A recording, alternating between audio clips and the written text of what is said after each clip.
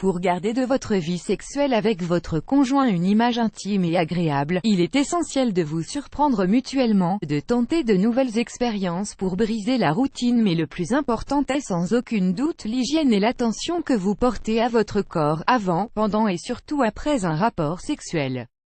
Que faire après le sexe? Avertissement: play current time minuit, duration time minuit, remaining time minuit, stream type live loaded, 0% progress, 0% minuit, full screen minuit, mute playback ratin, subtitles off, captions off, chapters raterson defined. Le meilleur moyen de protéger votre corps est de l'aider à lutter contre les infections et d'uriner directement après les rapports sexuels.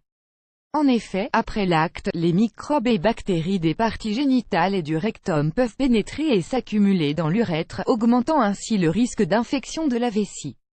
Ad choice ES advertising read invented by TEADS. Les études ont prouvé que se retenir d'uriner après le sexe est une des causes les plus communes d'infections urinaires chez les femmes.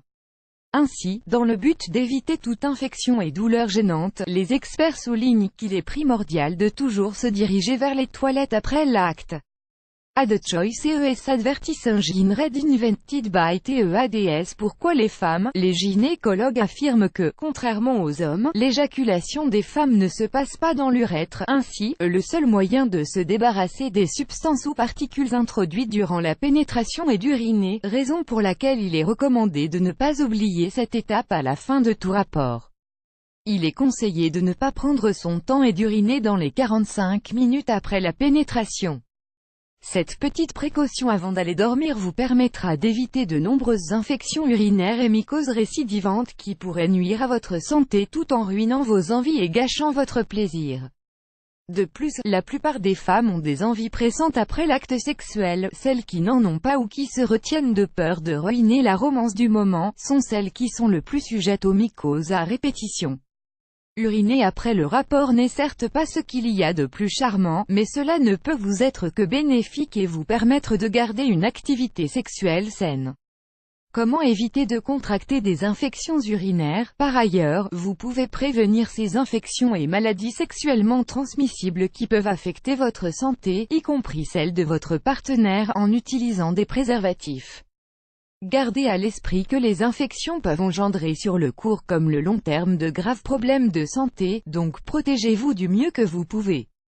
L'hygiène personnelle est aussi très importante car une bonne hygiène vous empêchera d'avoir des infections urinaires. Spécialement pour les femmes sujettes aux cystites, la zone vaginale doit être soigneusement lavée.